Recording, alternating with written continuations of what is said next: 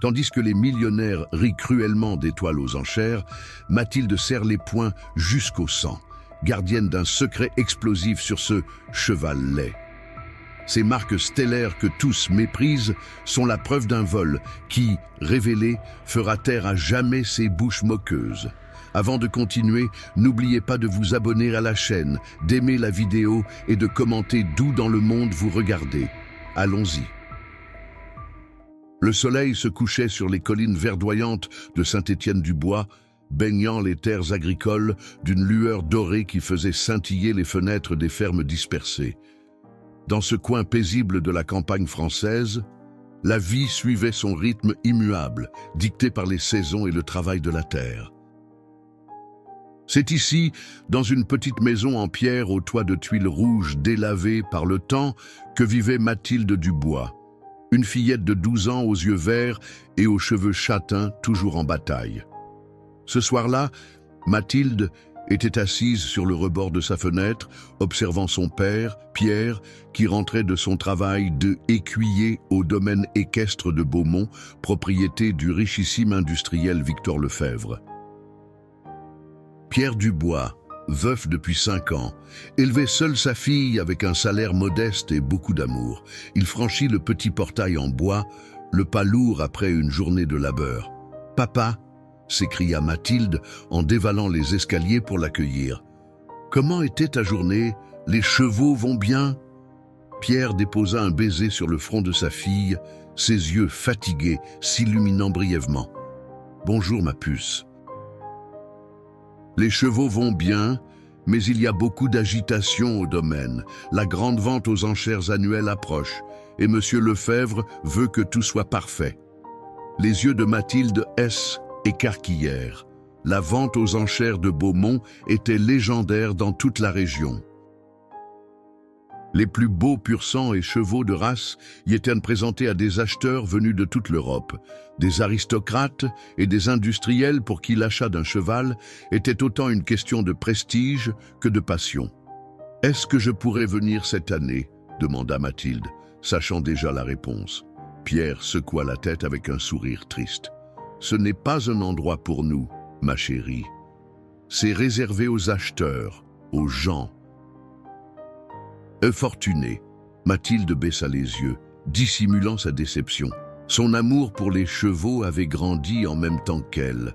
Chaque jour après l'école, elle rejoignait son père au domaine et l'aidait avec les tâches les plus simples, brosser les crinières, nettoyer les box, préparer le foin. Les chevaux la reconnaissaient et hennissaient doucement à son approche, sentant peut-être en elle une âme pure et aimante. « J'ai entendu parler d'un nouveau cheval », dit Pierre, en se dirigeant vers la petite cuisine pour préparer le dîner. Une jument grise assez particulière, arrivée hier soir. Elle a des marques inhabituelles sur le flanc, comme des taches plus claires. Certains la trouvent disgracieuse. « Disgracieuse ?» répéta Mathilde, incrédule.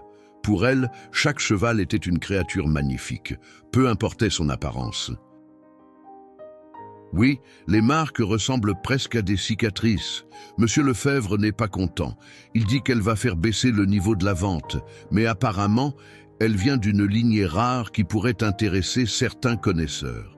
Cette nuit-là, Mathilde ne put trouver le sommeil. Elle pensait à cette jument grise que personne ne semblait apprécier. Dans son esprit d'enfant, elle imaginait la solitude de l'animal, rejeté pour son apparence différente. N'était-ce pas ainsi que ses camarades de classe la traitaient parfois, elle qui portait toujours les mêmes vêtements usés et raccommodés? Le lendemain, après l'école, Mathilde se précipita au domaine de Beaumont. Son père ne serait pas surpris, elle venait souvent l'aider. Le domaine était un véritable palais équestre, écurie impeccable, manège spacieux, chemin parfaitement entretenu. Tout respirait la richesse et le luxe. Se faufilant entre les bâtiments, Mathilde chercha la fameuse jument grise. Elle la trouva dans un boxal écart des autres, comme mise en quarantaine à cause de sa différence. L'animal leva la tête à son approche, ses grands yeux bruns exprimant une douceur et une intelligence qui contrastaient avec la prétendue laideur de ses marques. « Bonjour, toi » murmura Mathilde, en tendant doucement la main. La jument s'approcha prudemment, reniflant ses doigts avant de poser délicatement son museau contre sa paume. Ce simple contact fit frissonner Mathilde. Il y avait quelque chose de spécial chez cette jument, une sorte de dignité tranquille, malgré le rejet qu'elle subissait. « Je te trouve magnifique », chuchota la fillette en caressant l'encolure de l'animal. « Ne les écoute pas. »« Que fais-tu là, petite ?» Mathilde sursauta. Victor Lefebvre en personne se tenait derrière elle, imposant dans son costume sur mesure, son visage sévère, encadré par des cheveux grisonnants parfaitement coiffés. « Je suis la fille de Pierre Dubois, monsieur. J'aide parfois mon père. » Lefebvre examina la jument avec dédain. « Tu perds ton temps avec celle-ci, un véritable désastre. J'ai fait une erreur en l'achetant pour la revente. Regarde ces marques hideuses. Je les trouve belles, » osa Mathilde, sa voix à peine audible. Lefebvre eut un rire sec. « La beauté, petite, c'est ce qui se vend. Et cette jument ne vaudra presque rien aux enchères. » Elle s'appelle Étoile, ironiquement. Une étoile déchue, plutôt. Quand il s'éloigna, Mathilde resta un moment avec Étoile, lui promettant silencieusement de revenir. Pour la première fois, une idée folle germa dans son esprit. Et si elle pouvait, d'une manière ou d'une autre, sauver cette jument du mépris qui l'attendait. Cette nuit-là, dans le secret de sa chambre, Mathilde vida sa tirelire en forme de cheval. Ses économies de 3 ans élevaient à 87,42 €, une somme dérisoire dans le monde de Beaumont, où les chevaux se vendaient des dizaines de milliers d'euros, mais était tout ce qu'elle possédait. Les jours suivants, Mathilde passa chaque minute libre auprès d'Étoile. Elle avait pris l'habitude de se faufiler dans les écuries à l'heure du déjeuner, quand les employés du domaine prenaient leur pause.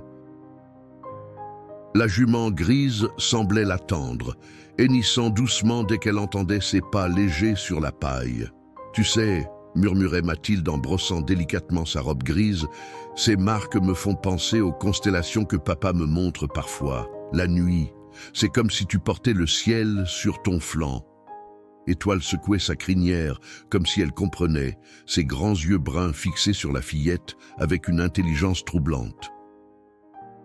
Un après-midi, alors que Mathilde lui donnait une pomme chipée dans le verger voisin, la porte de l'écurie s'ouvrit brusquement. Ce n'était pas son père, ni même Monsieur Lefebvre, mais Madame Laurent, la grand-mère de Mathilde, qui s'appuyait lourdement sur sa canne. « Je me doutais bien que je te trouverais ici, » dit la vieille dame avec un sourire affectueux. « Ton père m'a parlé de cette jument spéciale. Françoise Laurent, 78 ans, vivait dans une petite maison à l'autre bout du village. Avant que sa santé ne décline, elle avait été une cavalière émérite dans sa jeunesse. C'est elle qui avait transmis à Pierre, son fils, l'amour des chevaux et par extension à Mathilde. « Grand-mère, n'est-elle pas magnifique ?» demanda Mathilde, les yeux brillants. Françoise s'approcha lentement, examinant la jument avec un regard expert que les années n'avaient pas altéré. « Oh mon Dieu !» murmura-t-elle, une main ridée posée sur sa bouche. « Ce n'est pas possible. »« Qu'y a-t-il, grand-mère ?»« Ces marques, cette conformation. Mathilde, sais-tu ce qu'est cette jument ?» La fillette secoua la tête, intriguée par l'émotion dans la voix de sa grand-mère. « C'est une étoile du Nord, une race que je croyais presque éteinte. J'en ai vu une seule dans ma vie, quand j'y étais encore plus jeune que toi. » Françoise caressa doucement le flanc marqué des étoiles. Ces chevaux sont légendaires pour leur endurance et leur loyauté. On dit qu'ils peuvent traverser les pires tempêtes sans jamais perdre leur chemin, guidés par les étoiles dont ils portent les marques. Mathilde sentit son cœur s'accélérer. « Vraiment ? Mais pourquoi Monsieur Lefebvre dit-elle qu'elle est laide ? Parce que les gens comme lui ne voient que la surface des choses, ma chérie.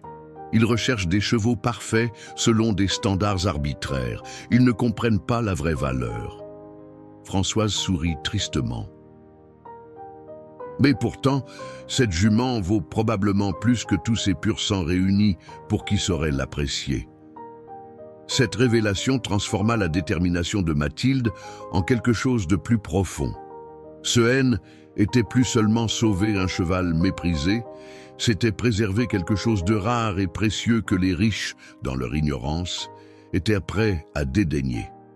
Le soir même, à table, Mathilde évoqua sa conversation avec sa grand-mère. Pierre, qui découpait un modeste ragoût, s'arrêta net, la fourchette en l'air. « Une étoile du Nord? Maman en est certaine ?»« Absolument, » confirma Françoise, qui s'était jointe à eux pour le dîner. « Je reconnaîtrai ces marques entre mille. » Pierre passa une main dans ses cheveux, l'air préoccupé. « Si c'est vrai, c'est extraordinaire. » Mais pourquoi Lefebvre ne le sait-il pas? Il l'a probablement acheté comme un lot avec d'autres chevaux, sans vraiment y prêter attention, suggéra Françoise. Ces hommes d'affaires voient les chevaux comme des marchandises, pas comme des êtres vivants.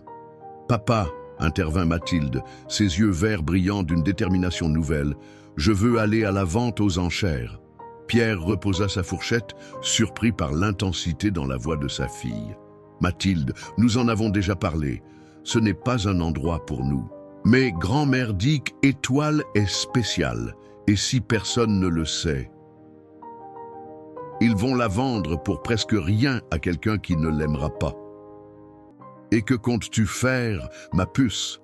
demanda doucement Pierre. « Nous n'avons pas les moyens d'acheter un cheval, même au prix le plus bas des enchères. » Mathilde baissa les yeux vers son assiette, mordillant sa lèvre inférieure. « J'ai 87,42 €, murmura-t-elle. Un silence attendri suivit cette déclaration. Pierre et Françoise échangèrent un regard où se mêlaient fierté et tristesse. « Ma chérie, » dit finalement Pierre, posant sa main calleuse sur celle de sa fille, « ton cœur est plus grand que toutes les fortunes du monde. Mais les chevaux à Beaumont se vendent des dizaines de milliers d'euros. Ou parfois, la vie n'est pas juste, » ajouta Françoise avec douceur. « Les gens comme nous devons l'accepter. » Mais Mathilde n'était pas prête à accepter l'injustice. Cette nuit-là, incapable de dormir, elle contempla la lune à travers sa fenêtre, pensant à Étoile et à son destin incertain. Une idée commençait à germer dans son esprit, une idée folle et audacieuse. Le lendemain, à l'école, Mathilde resta distante pendant les cours, perdue dans ses pensées. La récréation, elle s'isola sous un arbre avec un carnet et un crayon, griffonnant frénétiquement. « Qu'est-ce que tu fabriques, Dubois ?» La voix moqueuse d'Antoine Mercier, le fils du maire, la tira de sa concentration. « Encore en train de rêver à tes chevaux ?» Antoine était connu pour sa cruauté envers ceux qu'il considérait comme inférieurs, particulièrement Mathilde, avec ses vêtements usés et son statut de fille d'écuyer. « Laisse-moi tranquille, Antoine, » répondit-elle sans lever les yeux. « J'ai entendu mon père parler de la vente aux enchères à Beaumont, » continua-t-il, imperturbable. « Il dit qu'il va y acheter le plus beau cheval pour me l'offrir, pas comme ces rosses que ton père nettoie. » Les mots blessèrent Mathilde, mais elle ne montra rien. Au contraire, ils ne firent que renforcer sa résolution. Antoine et son père étaient exactement comme Victor Lefebvre, incapables de voir au-delà des apparences. Quand la cloche sonna, au lieu de retourner en classe, Mathilde prit une décision impulsive. Elle rangea son carnet dans son sac et se dirigea discrètement vers la sortie de L-École. Pour la première fois de sa vie, elle allait faire L-École buissonnière.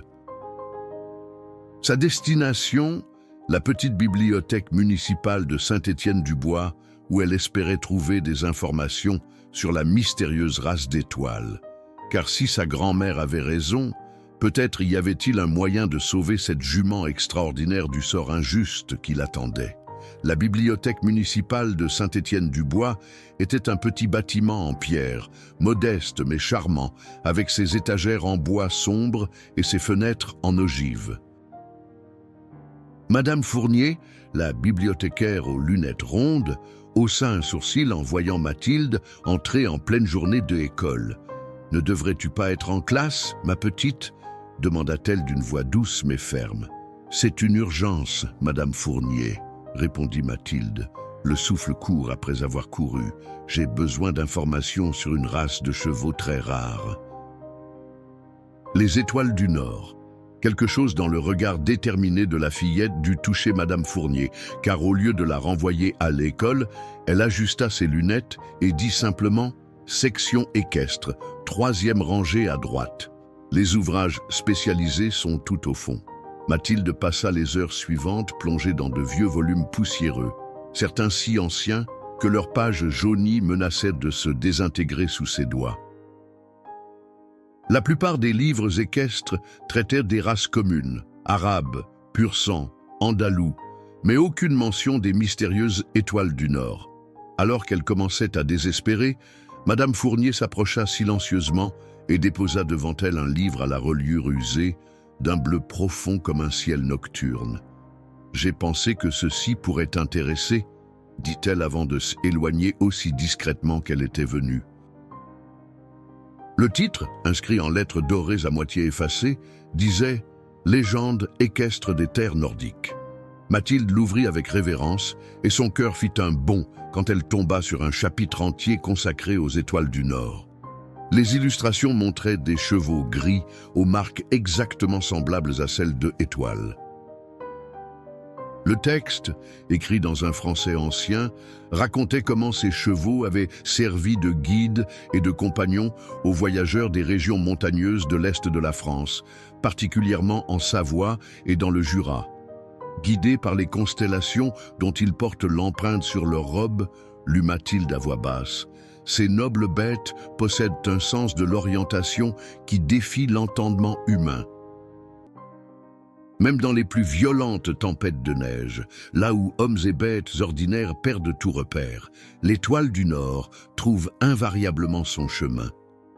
Plus loin, un passage la fit frissonner. Ces chevaux, dit-on, ne se donnent qu'une fois. Une fois qu'ils ont choisi leur maître, leur loyauté devient inébranlable. Ils ressentiront sa détresse à des lieues de distance et viendront à son secours sans qu'on les appelle.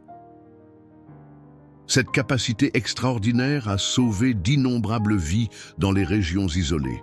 Mathilde continua sa lecture, apprenant que la race avait presque disparu au début du XXe siècle, victime de l'industrialisation et du désintérêt.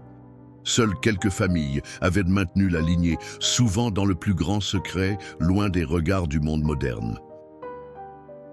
On raconte que le dernier troupeau connu a été dispersé dans les années 1970, vendu à divers propriétaires ignorant la véritable nature de ces chevaux, concluait l'ouvrage. Aujourd'hui, seuls quelques spécimens isolés subsistent, témoins méconnus d'un héritage presque oublié. Le soleil commençait à décliner quand Mathilde referma finalement le livre, l'esprit bourdonnant d'informations. Elle avait pris des notes frénétiques, recopiant les passages les plus importants et même quelques croquis des marques distinctives. Sur le chemin du retour, elle passa devant le domaine de Beaumont. L'effervescence des préparatifs pour la vente aux enchères, prévue dans 3 jours, était palpable. Des camions de livraison déchargèrent du matériel, des ouvriers installaient un chapiteau élégant dans le parc, et plusieurs voitures de luxe étaient déjà garées devant le manoir principal. S'approchant discrètement, Mathilde aperçut Victor Lefebvre, qui accueillait un couple élégant descendu d'une Bentley noire. « Monsieur et Madame Roussel, quel plaisir de vous accueillir à Beaumont », disait-il avec cette courtoisie qui semblait réservée aux riches.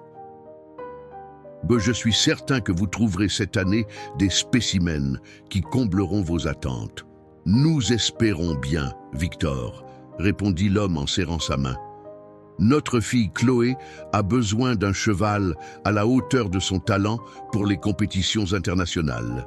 Rien que le meilleur. » « Naturellement, acquiesça Lefebvre, j'ai justement pensé à vous en acquérant Tempête, un pur sang exceptionnel. Un peu fougueux, mais avec un potentiel immense. Et qu'en est-il de cette jument grise dont on nous a parlé? Demanda Madame Roussel. Notre vétérinaire équin a mentionné qu'une étoile du Nord pourrait être mise en vente. Mathilde se figea, le cœur battant. Il savait, Lefebvre eut un rire dédaigneux. Ah, cette bête! Un investissement regrettable, je dois l'admettre. Elle a certes des marques qui rappellent cette race légendaire, mais entre nous, je doute de son authenticité. Son comportement est trop docile, presque ordinaire. Quel dommage, soupira M. Roussel. Les véritables étoiles du Nord sont pratiquement introuvables de nos jours. Nous aurions été prêts à faire une offre substantielle. Lefebvre haussa les épaules. Elle sera tout de même mise aux enchères, bien sûr. Vous pourrez juger par vous-même. Mathilde S. éloigna rapidement, l'esprit en ébullition. Non seulement Étoile était bien ce que sa grand-mère avait deviné, mais des acheteurs connaissaient sa valeur. Sa mission venait de se compliquer considérablement. Tu as fait l'école buissonnière. La voix de Pierre oscillait entre incrédulité et désapprobation, tandis qu'il fixait sa fille à travers la table du dîner. De Mathilde, ce n'est pas acceptable, peu importe la raison. Mais papa, tu ne comprends pas, protesta Mathilde, poussant vers lui son carnet rempli de notes. J'ai découvert des choses incroyables sur Étoile. Françoise, qui écoutait silencieusement, posa une main apaisante sur le bras de son fils. Laisse-la s'expliquer, Pierre. La passion n'excuse pas tout, mais écoutons ce qu'elle a trouvé. Mathilde leur raconta tout, le livre ancien, les capacités extraordinaires des étoiles du Nord, et surtout, la conversation qu'elle avait surprise entre Lefebvre et les Roussel. Grand-mère avait raison, conclut-elle, les yeux brillants. Étoile n'est pas juste un cheval laid comme ils le disent.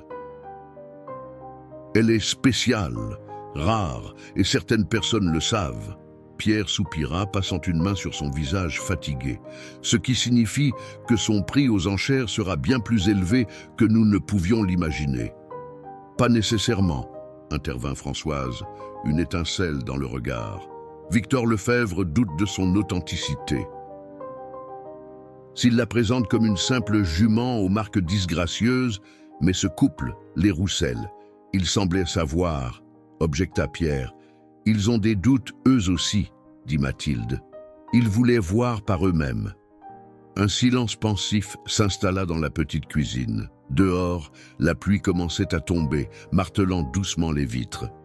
« Il y a quelque chose que je ne vous ai jamais raconté, » dit soudain Françoise, sa voix prenant une tonalité presque mystique. « Quelque chose que je gardais pour moi depuis près de 50 ans. » Pierre et Mathilde se tournèrent vers elle, intrigués.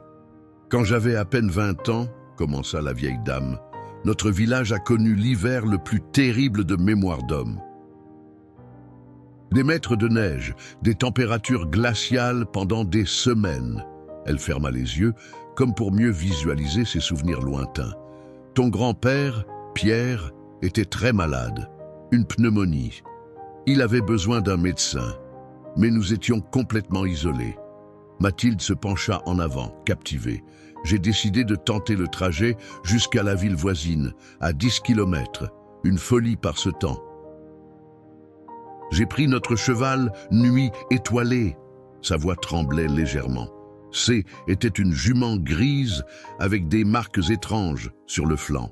« Une étoile du Nord, » souffla Mathilde. Françoise acquiesça.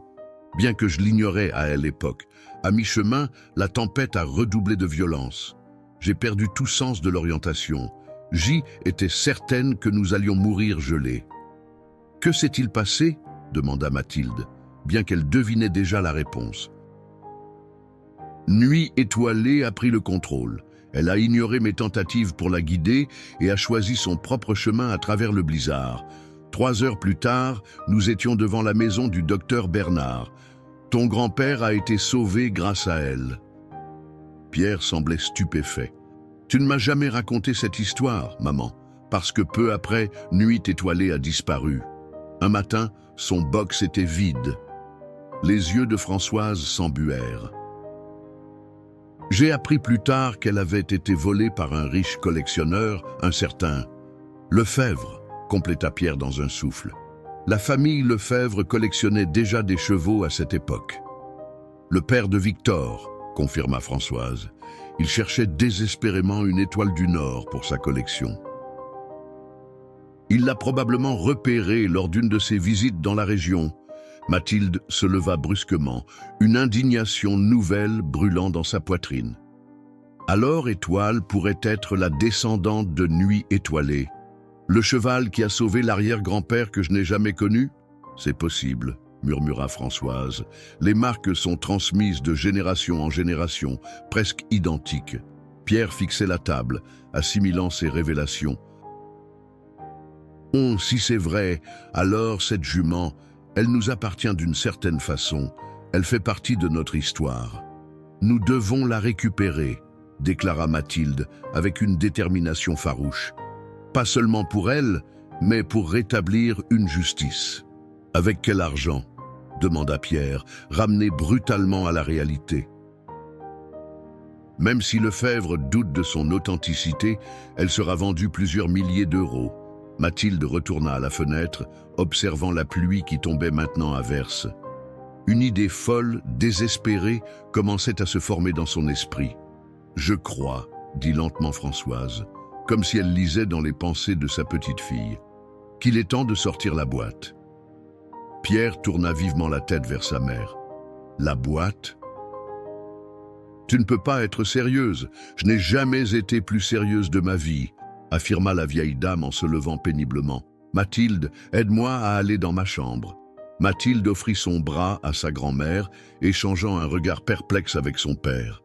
Quelle était cette mystérieuse boîte dont il parlait, et comment pourrait-elle les aider à sauver Étoile? Pendant ce temps, au domaine de Beaumont, Victor Lefebvre s'entretenait avec son régisseur dans les écuries faiblement éclairées. « Assurez-vous que cette jument soit présentée en dernier, » ordonna-t-il, désignant Étoile qui les observait calmement. « Et arrangez-vous pour que l'éclairage soit médiocre. Je veux qu'elle paraisse aussi ordinaire que possible. Vous ne voulez pas maximiser son prix de vente? Est-ce » étonna le régisseur. Lefebvre eut un sourire énigmatique. « Disons que j'ai mes raisons de vouloir qu'elle parte discrètement. » La chambre de Françoise était une capsule temporelle, meubles anciens patinés par le temps, photographies jaunies sur les murs, et cette odeur caractéristique de lavande et de vieux livres. La vieille dame se dirigea vers l'armoire en chêne qui occupait presque tout un mur. « Oh, aide-moi à déplacer ces boîtes », demanda-t-elle à Mathilde, désignant plusieurs cartons empilés au pied du meuble. Une fois l'espace dégagé, Françoise s'agenouilla péniblement et retira une latte du plancher, révélant une cavité secrète. Elle en sortit une boîte en métal, patinée et cabossée, fermée par un petit cadenas. « J'ai gardé ceci caché pendant des décennies, » murmura-t-elle en sortant une clé minuscule de la chaîne qu'elle portait autour du cou. « Même ton père n'en connaît pas le contenu exact. » Pierre, qui les avait rejointes, observait la scène avec une curiosité mêlée d'appréhension. La pluie continuait de marteler les vitres comme pour souligner la solennité du moment. Le cadenas céda dans un petit clic métallique. Françoise ouvrit lentement le couvercle. À l'intérieur, soigneusement enveloppé dans un morceau de velours décoloré, se trouvaient plusieurs objets. Des lettres jaunies par le temps, une montre à goussettes en argent et, ce qui attira immédiatement l'attention de Mathilde, un médaillon en or finement ciselé. « Ceci, » dit Françoise en prenant délicatement le médaillon, « appartenait à Nuit étoilée. »« Un cheval avec un bijou? Est-ce » étonna Mathilde. Les étoiles du Nord n'étaient pas considérées comme de simples animaux, expliqua la vieille dame. Dans les familles qui en prenaient soin, chaque cheval recevait un médaillon marqué du symbole de la constellation qu'il portait sur son flanc. Elle ouvrit le médaillon, révélant à l'intérieur une minuscule boussole encore fonctionnelle et une mèche de crin argentée. C'est la seule chose qu'il me reste d'elle. Je l'ai retrouvé dans son box après sa disparition. Il avait dû se détacher pendant qu'il l'emmenait. Pierre s'approcha, incrédule. Et tu penses que ce médaillon pourrait nous aider à récupérer Étoile? Plus que tu ne l'imagines, affirma Françoise. Ce médaillon est une preuve d'authenticité. Les véritables connaisseurs des étoiles du Nord savent que chaque lignée possédait son propre médaillon, transmis avec le cheval lors des ventes légitimes. Mathilde prit délicatement l'objet entre ses doigts.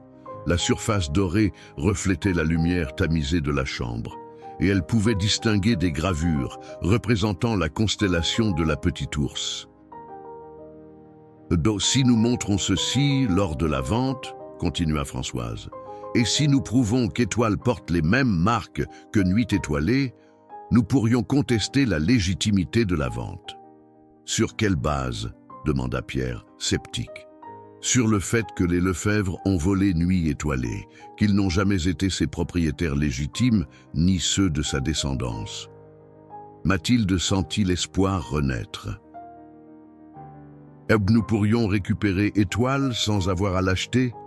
C'est un pari risqué, tempéra Françoise. Les Lefebvre sont puissants, mais parfois, la vérité et la justice ont leur propre pouvoir.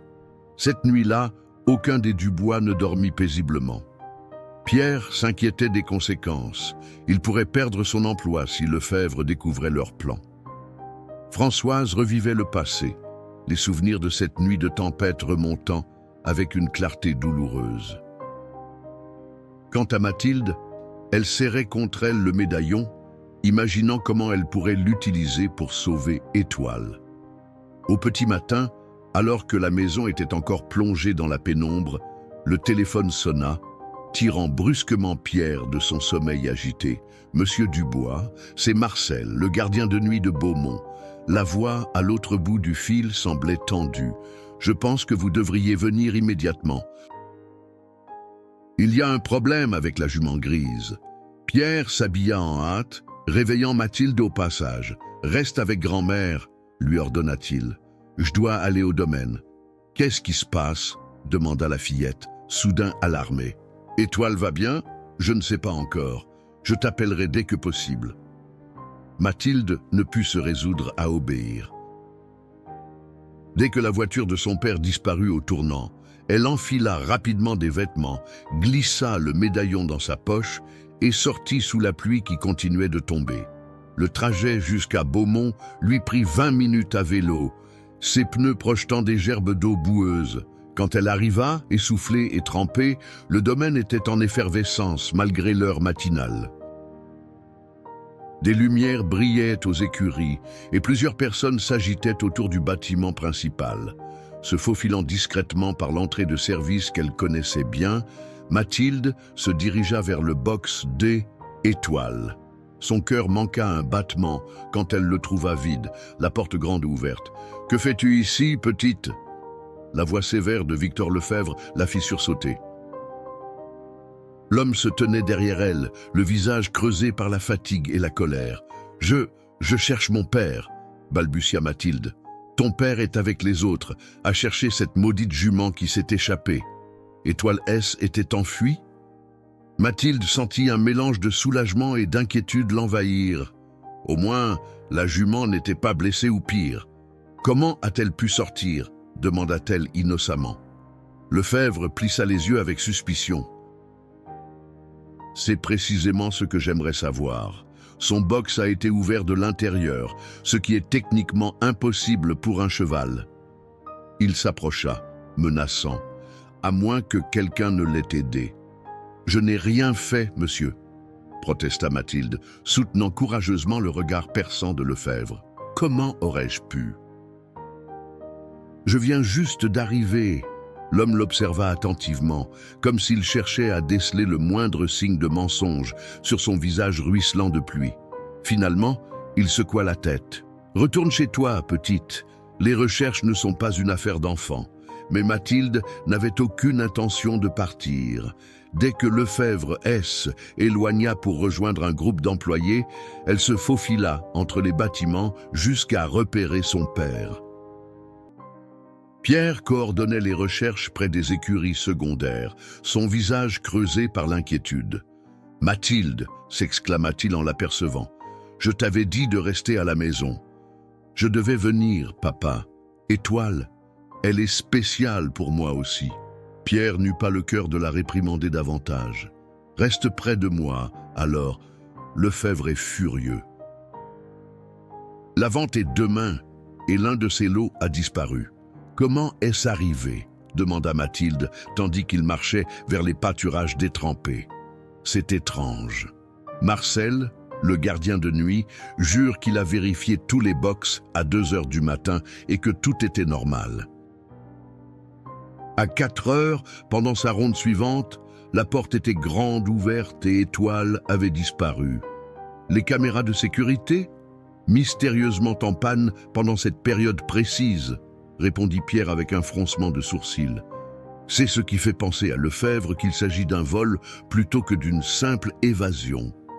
Un petit groupe d'employés revint vers eux, trempés et boueux, secouant la tête négativement. Pas de trace de la jument.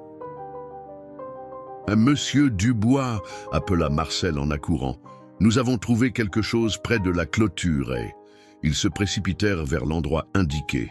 Là, dans la boue, des empreintes de sabots étaient clairement visibles, menant vers la forêt qui bordait le domaine. Mais ce qui attira l'attention de Mathilde, était un morceau de corde effiloché accroché au barbelé. « Elle a franchi la clôture ici », constata Pierre. « Impossible », objecta un autre écuyer. « Elle aurait dû faire un saut de près de 2 mètres. Aucun cheval normal ne tenterait ça dans l'obscurité, surtout pas sur un terrain aussi glissant. » « Étoile n'est pas un cheval normal, » murmura Mathilde, si bas que seul son père l'entendit. Les recherches s'intensifièrent avec l'arrivée du jour. Lefebvre fit venir des chiens pisteurs, et bientôt, une dizaine d'hommes s'enfonçaient dans la forêt, suivant les traces qui devenaient de plus en plus difficiles à repérer sur le sol forestier. Mathilde resta en retrait, préoccupée. Quelque chose dans cette situation lui semblait étrangement familier, comme un écho des histoires qu'elle avait lues sur les étoiles du Nord. Elle sortit discrètement le médaillon de sa poche, le faisant tourner entre ses doigts. C'est alors qu'elle remarqua quelque chose. La petite boussole à l'intérieur s'agitait de façon inhabituelle, l'aiguille tournant rapidement avant de se fixer obstinément dans une direction qui n'était pas le nord. Grand-mère avait dit que ces médaillons étaient spéciaux, songea-t-elle. Une idée folle germa dans son esprit. Et si le médaillon pouvait la guider vers Étoile? Profitant d'un moment où personne ne faisait attention à elle, Mathilde S. éclipsa, suivant la direction indiquée par la boussole. Celle-ci la menait loin des équipes de recherche, vers une partie plus dense et moins accessible de la forêt. Après une vingtaine de minutes de marche difficile, trébuchant sur les racines et se frayant un chemin à travers les broussailles, elle déboucha dans une petite clairière dissimulée par des épais buissons. Son cœur fit un bond. Là, paisiblement dressée sous un grand chêne qui la protégeait partiellement de la pluie, se tenait Étoile. La jument grise tourna la tête à son approche, mais ne montra aucun signe de nervosité. « Comment as-tu fait ?» chuchota Mathilde en s'approchant lentement. « Comment as-tu ouvert ton box et franchi cette clôture ?» Étoile hennit doucement, comme pour répondre à ses questions. Quand Mathilde fut assez proche, la jument tendit son museau et poussa délicatement le médaillon que la fillette tenait toujours. Un frisson parcourut Mathilde. « Tu le reconnais, n'est-ce pas ? Tu sens qu'il appartenait à ton ancêtre ?» Dans un geste d'une tendresse infinie, elle passa ses bras autour de l'encolure de Étoile, enfouissant son visage dans sa crinière argentée. « Je ne les laisserai pas te vendre, » promit-elle. « D'une façon ou d'une autre, je te ramènerai à la maison, notre maison. » Mathilde savait qu'elle ne pouvait pas rester longtemps absente sans éveiller les soupçons. À contre-cœur, elle se sépara d'Étoile. « Reste caché, » murmura-t-elle. « Je reviendrai. » Mais alors qu'elle s'apprêtait à repartir, un craquement de branches la figea sur place. Quelqu'un s'approchait. « Je savais que je te trouverais ici », dit une voix familière qui la fit se retourner brusquement. La question est, comment as-tu fait pour la libérer sans que personne ne te voie? Antoine Mercier, le fils du maire, se tenait à l'orée de la clairière, un sourire mauvais sur les lèvres et un téléphone portable à la main. « Antoine !» Le cœur de Mathilde battait à tout rompre, tandis qu'elle se plaçait instinctivement entre Étoile et le garçon. « Qu'est-ce que tu fais ici? Je t'ai suivi !» répondit-il en avançant dans la clairière, son téléphone toujours braqué sur elle comme une arme. « Tu croyais vraiment pouvoir disparaître sans que personne ne le remarque? Mon père cherche ce cheval avec Lefebvre depuis l'aube. » Mathilde évalua rapidement ses options. Elle pourrait nier avoir libéré Étoile. Après tout, elle n'avait rien fait. Mais Antoine ne la croirait jamais maintenant qu'il l'avait trouvée avec la jument. Et s'il informait Lefebvre, tout serait perdu. « S'il te plaît, Antoine, tenta-t-elle. Tu ne comprends pas, cette jument est spéciale. Elle n'est pas juste un lot pour la vente. Oh, je sais exactement à quel point elle est spéciale, rétorqua-t-il, un éclat étrange dans le regard. Une véritable étoile du Nord. Tu crois être la seule à avoir fait des recherches? Cette révélation surprit Mathilde. Tu sais, mon père veut l'acheter depuis qu'il a entendu les rumeurs. Une race légendaire presque disparue? Un cheval capable de s'orienter dans n'importe quelle condition? Imagine le prestige. Il eut un rire sec. Et le prix qu'il serait prêt à payer. Pendant qu'il parlait, Étoile S était rapprochée de Mathilde, son museau frôlant protectivement l'épaule de la fillette. « Mais elle n'appartient pas à Lefebvre », argumenta Mathilde, saisissant sa chance. « Sa famille a volé l'ancêtre d'Étoile à ma grand-mère, il y a des années. J'ai des preuves. » Elle sortit le médaillon, le tenant à la lumière filtrée par les feuillages. La petite boussole à l'intérieur s'agitait toujours, comme vivante. Antoine observa l'objet avec une fascination évidente. « Un médaillon D, Étoile du Nord », murmura-t-il. « J'en ai vu dans les livres, mais jamais en vrai. Ce médaillon appartenait à Nuit Étoilée, la jument de ma grand-mère, celle que les Lefebvre ont volée. Ces médaillons sont transmis avec le cheval, de génération en génération. » Un silence s'installa, seulement troublé par le bruissement des feuilles sous la pluie qui commençait à s'atténuer. Antoine baissa lentement son téléphone, son expression changeant subtilement. « Pourquoi me racontes-tu tout ça ?» demanda-t-il finalement. Mathilde prit une profonde inspiration. « Parce que je te demande de nous aider. Pas de nous dénoncer. »« T'aider » Il semblait incrédule. « Pourquoi ferais-je ça ?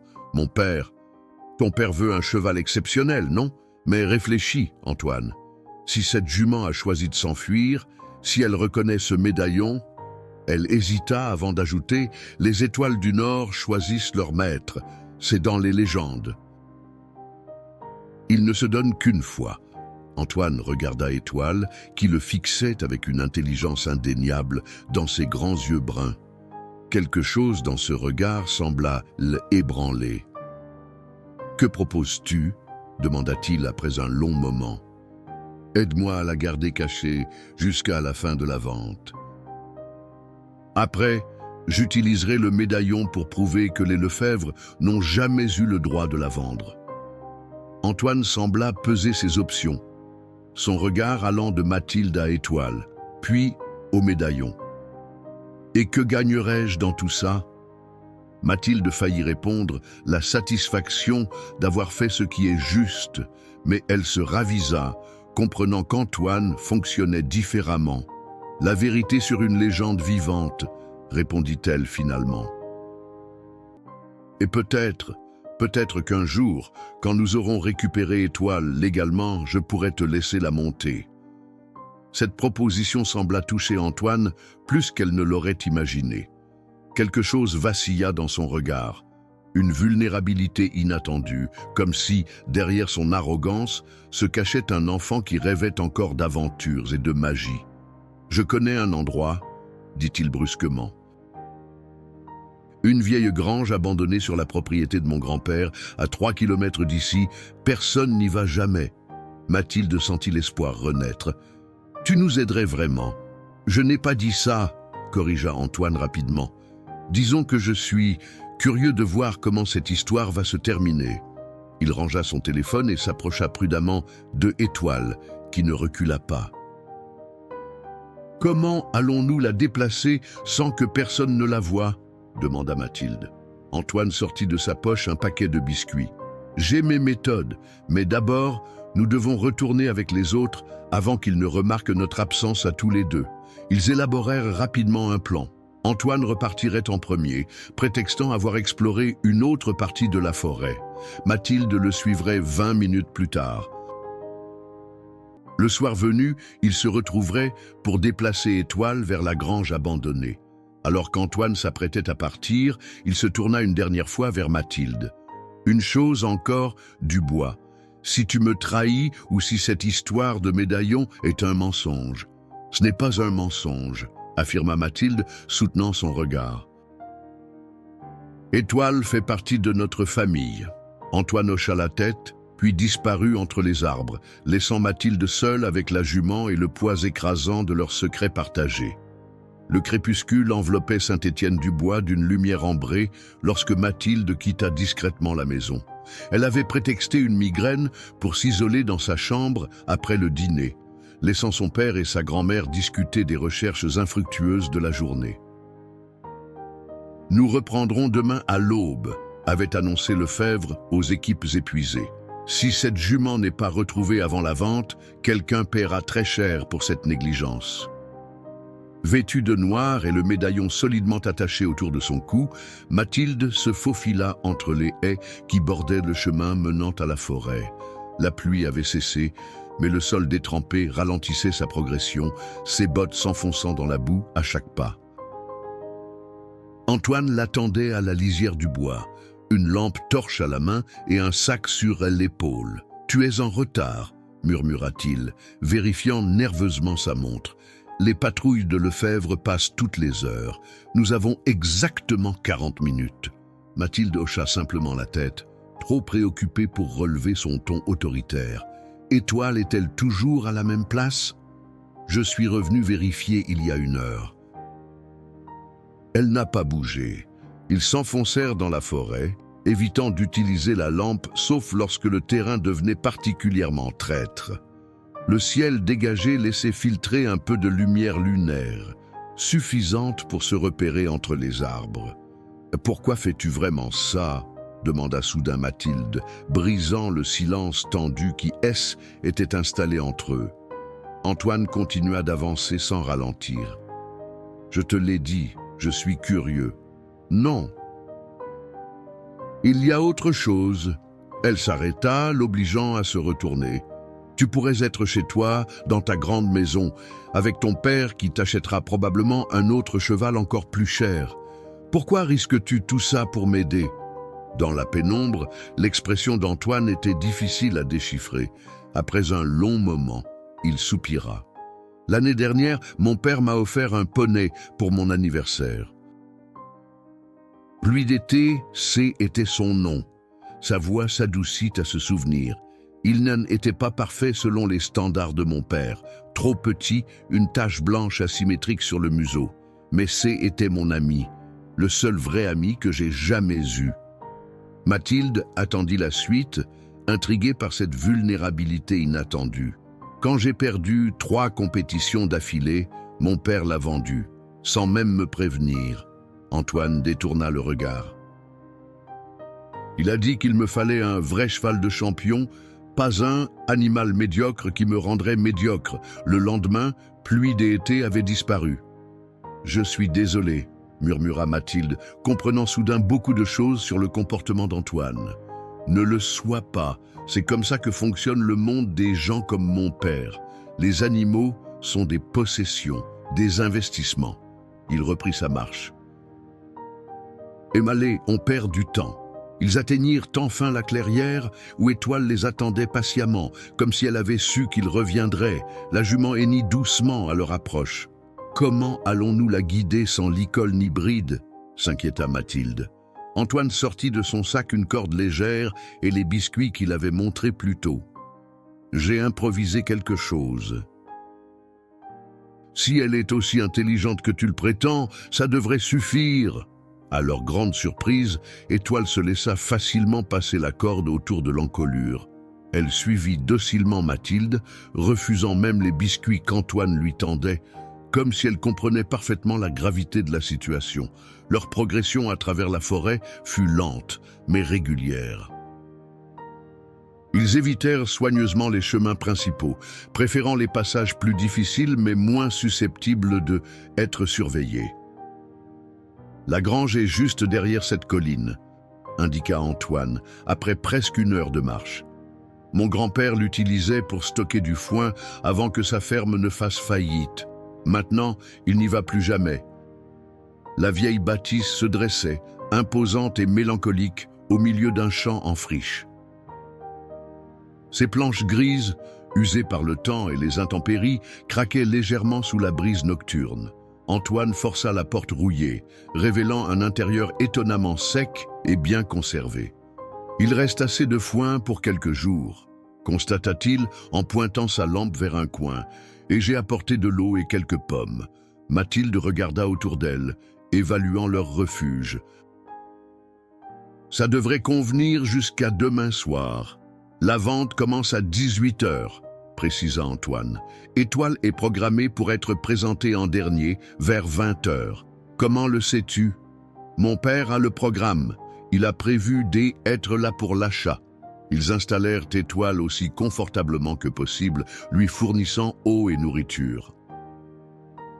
La jument semblait étrangement calme, comme si elle comprenait qu'elle était en sécurité, du moins temporairement. « Et maintenant ?» demanda Antoine lorsqu'ils eurent terminé. Mathilde caressa doucement l'encolure d'Étoile. « Maintenant, nous attendons.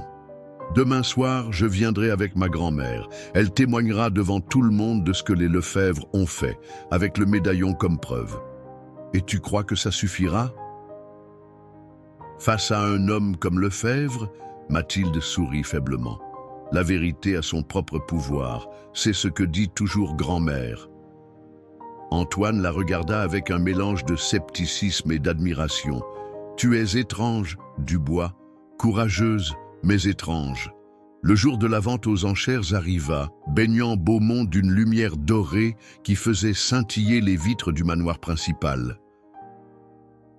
Dès l'aube, des voitures de luxe commencèrent à s'aligner dans l'allée pavée, déversant un flot continu d'hommes en costume sur mesure et de femmes aux bijoux étincelants. Mathilde, perchée sur une colline surplombant le domaine, observait les préparatifs avec un mélange d'appréhension et de détermination. Elle n'avait pratiquement pas dormi, inquiète pour Étoile et pour le plan audacieux qu'ils avaient élaboré. Le matin même, elle avait tout révélé à son père et à sa grand-mère. Pierre avait d'abord été furieux qu'elle ait pris de tels risques, puis inquiet des conséquences.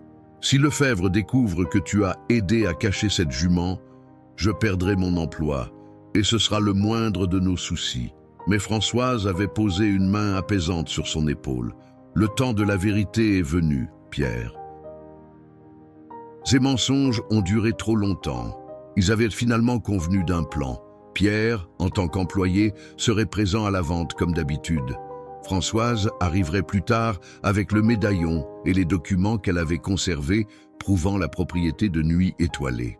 Quant à Mathilde, elle devait retrouver Antoine à la grange pour conduire Étoile au domaine au moment opportun. À midi, Mathilde quitta son poste d'observation pour se rendre au lieu de rendez-vous.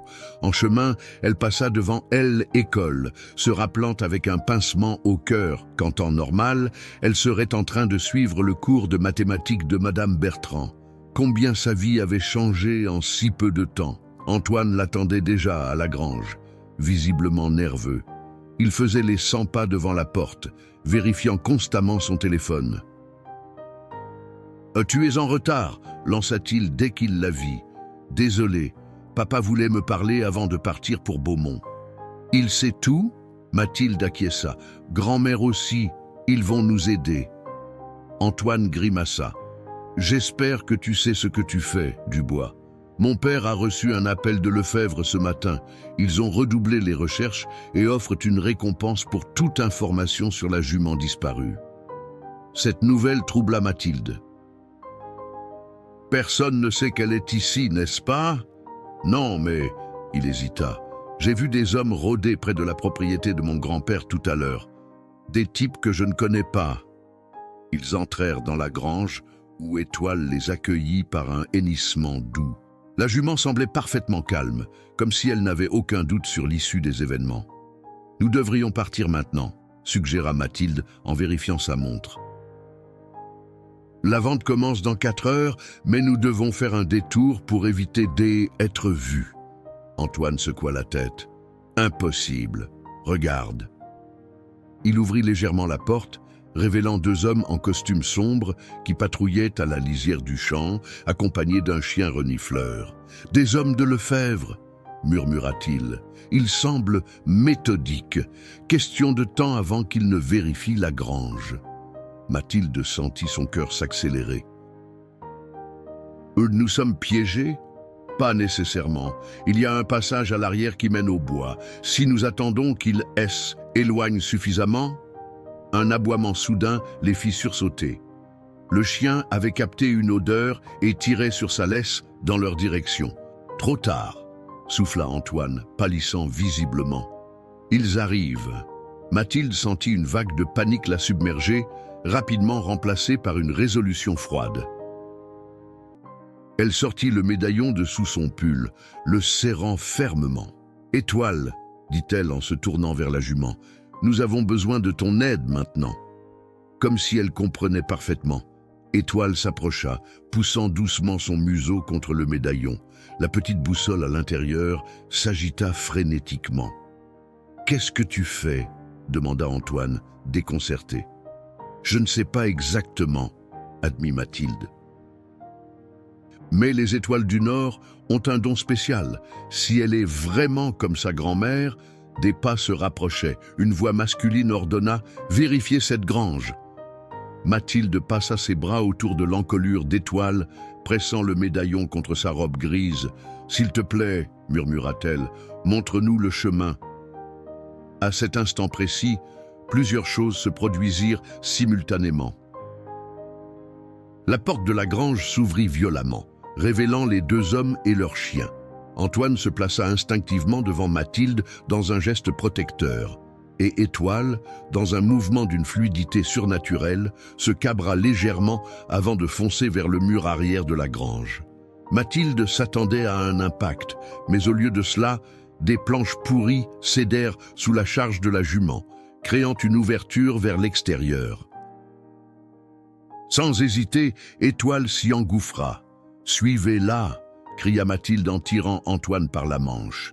Ils se précipitèrent à travers l'ouverture, entendant derrière eux les jurons des hommes et les aboiements frénétiques du chien. Dehors, Étoile les attendait, trépignant d'impatience. Mathilde n'eut pas besoin d'instructions pour comprendre ce qu'elle devait faire. Elle se hissa sur le dos de la jument, tendant la main à Antoine. « Monte, tu es folle ?» s'exclama-t-il, les yeux écarquillés. « Sans selle, sans bride, fais-moi confiance. » Les hommes émergeaient déjà de la grange. Antoine jeta un regard derrière lui, puis saisit la main de Mathilde, se hissant maladroitement derrière elle. Dès qu'il fut installé, Étoilesse élança à travers champs à une vitesse stupéfiante, sa crinière argentée flottant dans le vent comme une bannière. Mathilde n'essaya même pas de la diriger, comprenant instinctivement que la jument savait exactement où aller. La grande salle des ventes de Beaumont resplendissait sous la lumière des lustres en cristal. Des rangées de chaises luxueuses accueillaient l'élite de la société française, industriels, aristocrates, financiers, tous venus pour acquérir les plus beaux spécimens équins que l'argent pouvait acheter. Un parfum mêlant champagne, parfum coûteux et cuir fin saturait l'air, tandis que le cliquetis discret des bijoux accompagnait chaque mouvement des dames élégantes. Sur l'estrade, Victor Lefebvre dirigeait les enchères avec l'assurance d'un homme habitué à manipuler les désirs des riches. Vêtu d'un costume sur mesure d'un bleu profond, il annonçait chaque cheval avec une éloquence calculée, vantant les lignées prestigieuses, les potentiels sportifs, les investissements judicieux. Vendu pour 78 000 € à Monsieur Delacroix, annonça-t-il, tandis qu'un magnifique étalon alezan quittait la scène sous les applaudissements polis. Et maintenant, mesdames et messieurs, nous arrivons à notre dernier lot de la soirée. Son regard balaya la salle, s'arrêtant brièvement sur Monsieur Mercier, le maire, qui hocha imperceptiblement la tête. Antoine était introuvable, ce qui contrariait visiblement son père. Il s'agit d'une jument grise de 4 ans, aux origines diverses. Un spécimen intéressant pour les éleveurs à la recherche de caractéristiques inhabituelles. Un murmure parcourut l'assemblée. La plupart des acheteurs échangeaient des regards perplexes, surpris qu'un cheval apparemment ordinaire clôture une vente aussi prestigieuse. Françoise Laurent, assise discrètement au dernier rang, serra le médaillon dans sa main. Pierre, debout près de la sortie de service, vérifiait constamment sa montre. Où étaient Mathilde et Antoine? Où était Étoile? Malheureusement, poursuivit Lefebvre avec un sourire contrit, cette jument a été égarée récemment, mais je vous assure qu'elle sera livrée à l'acheteur dès qu'elle sera récupérée, ce qui ne saurait tarder. Des exclamations indignées s'élevèrent parmi les acheteurs. Vendre un cheval qu'on ne peut même pas présenter, s'offusqua une femme au premier rang. C'est ridicule, renchérit un homme âgé. On commence à savoir ce que nous achetons. Lefebvre leva les mains pour apaiser la foule. J'ai ici des photos et... Pas besoin de photos, l'interrompit une voix claire et enfantine qui résonna dans toute la salle. La voici en chair et en os. Toutes les têtes se tournèrent vers l'entrée principale où se tenait Mathilde, ses vêtements déchirés et maculés de boue, mais le regard brillant d'une détermination farouche. À ses côtés, Antoine paraissait tout aussi échevelé, mais partageait la même expression résolue. Et entre eux, majestueuse dans sa simplicité, se dressait Étoile. Sa robe grise luisait sous les lumières, faisant ressortir les marques stellaires sur son flanc avec une clarté saisissante. Un silence stupéfait s'abattit sur l'assemblée. « Comment oses-tu interrompre ?» commença Lefebvre, mais sa voix mourut dans sa gorge quand Françoise se leva, le médaillon maintenant visible autour de son cou. « Je pense que tout le monde ici mérite de connaître la vérité, Victor, » déclara-t-elle en s'avançant lentement vers l'estrade. Les invités suivaient ce drame inattendu avec une fascination croissante, certains reconnaissant les marques distinctives d'Étoile et commençant à chuchoter avec excitation. « Quelle vérité !» demanda une voix depuis le premier rang. C était Madame Roussel, celle-là même que Mathilde avait entendu discuter avec Lefebvre. Cette jument. Est-ce vraiment une étoile du Nord ? Pas seulement une étoile du Nord, répondit Françoise en arrivant près de sa petite fille. C'est la descendante directe de Nuit étoilée, ma jument qui a été volée par la famille Lefebvre il y a 50 ans. Des exclamations de surprise parcourent l'assemblée. Monsieur Mercier se leva, scrutant son fils avec un mélange de confusion et de colère. « Antoine !»« Que signifie tout ceci ? La vérité, père, » répondit simplement le garçon. « Pour une fois dans ma vie, je choisis la vérité plutôt que les apparences. » Lefebvre tenta de reprendre le contrôle. Ces accusations sont absurdes. Cette vieille femme n'a aucune preuve de ce qu'elle avance. J'ai toutes les preuves nécessaires, répliqua Françoise, en détachant le médaillon pour le tenir à la vue de tous. Ce médaillon appartenait à Nuit étoilée. Il porte les mêmes constellations que les marques sur le flanc des étoiles, transmises de génération en génération. Monsieur Roussel S. était approché pour examiner le médaillon. « C'est authentique », confirma-t-il avec révérence. « J'ai vu des dessins de ces artefacts dans les livres anciens. Ils étaient transmis avec le cheval. comme preuve de lignée et de propriété légitime. Et j'ai aussi ceci, ajouta Françoise en sortant de son sac un document jauni. Le certificat de propriété de Nuit Étoilée, daté de 1968. Jamais je n'ai signé de document de vente ou de transfert. La salle entière bourdonnait maintenant de conversations excitées. Lefebvre, le visage rouge de rage et d'humiliation, descendit de l'estrade d'un pas menaçant. « Vous n'avez aucune idée de qui je suis, siffla-t-il à l'intention de Françoise. De ce que je peux faire. Oh, je sais exactement qui vous êtes, répondit-elle calmement. Un homme qui a bâti sa fortune sur des mensonges et des vols, comme votre père avant vous. Mathilde s'avança, serrant la main d'Antoine pour puiser du courage. Monsieur Lefebvre, ce n'est pas à vous de décider du destin d'Étoile. Elle a choisi. Comme pour confirmer ses paroles, la jument s'avança gracieusement dans la salle, ignorant complètement Lefebvre pour venir poser son museau contre la joue de Françoise. La vieille dame caressa doucement l'encolure d'Étoile, les larmes aux yeux. « Après toutes ces années, murmura-t-elle, le sang de ma nuit étoilée est revenu à moi. » Un vieil homme se leva du fond de la salle.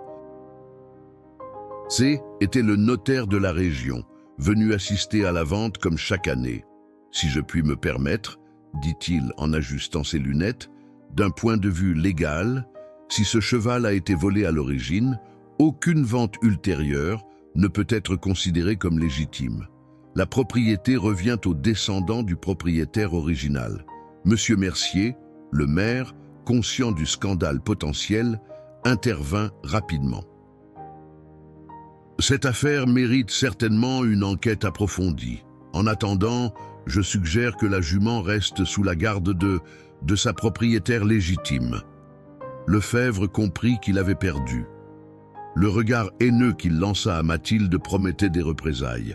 Mais Antoine fit un pas en avant. « Mon père et moi serions ravis d'offrir un emploi à Monsieur Dubois dans nos écuries, » déclara-t-il avec une assurance nouvelle. « Sa connaissance des chevaux est exceptionnelle, n'est-ce pas, père ?» Surpris, Monsieur Mercier hésita avant de comprendre la sagesse politique de cette proposition. « Bien sûr, nous serions honorés. » Pierre, qui était rapproché de sa famille, regarda son ancien employeur avec un mélange de pitié et de triomphe. « Je pense que je vais décliner cette offre, mais je vous remercie. Ma mère possède un petit terrain qui appartenait à mon père. Je crois qu'il est temps pour nous d'y élever nos propres chevaux. » Quelques jours plus tard, alors que le soleil se couchait sur Saint-Étienne-du-Bois, Mathilde était assise sur la barrière du petit enclos qu'ils avaient aménagé derrière leur maison. Étoile broutait paisiblement l'herbe fraîche, occasionnellement relevant la tête pour regarder dans sa direction. « Tu avais raison, tu sais, » dit Antoine en grimpant sur la barrière pour s'asseoir à côté d'elle, à propos de la vérité ayant son propre pouvoir. Mathilde sourit. « Grand-mère dit que certaines vérités attendent juste le bon moment pour se révéler, comme certaines étoiles qui ne sont visibles qu'à certaines saisons. » Antoine contempla la jument grise, dont les marques semblaient presque luire dans la lumière du crépuscule. « Mon père est toujours furieux, mais il s'en remettra. Il m'a même promis de retrouver Pluie d'été. » Vraiment ? Mathilde était sincèrement heureuse pour lui. Oui, je crois qu'il a compris quelque chose d'important ce jour-là. Nous tous, d'ailleurs. Ils restèrent silencieux un moment, savourant la paix du soir. Étoile s'approcha de la barrière, poussant gentiment leurs jambes de son museau. « Elle veut nous dire quelque chose, » plaisanta Antoine. Mais Mathilde, le regard soudain lointain, posa sa main sur l'encolure de la jument. « Je crois qu'elle nous rappelle simplement que les véritables trésors ne sont pas ceux qui se vendent aux enchères. » Françoise les rejoignit, s'appuyant sur sa canne, le médaillon brillant autour de son cou. « Exactement, ma chérie. Les vrais trésors sont ceux qui nous choisissent. » Comme pour approuver ses paroles, Étoile hennit doucement dans la lumière mourante du jour, son corps puissant dessinant une silhouette noble contre le ciel rougeoyant, libre, aimée et enfin à sa place dans le monde.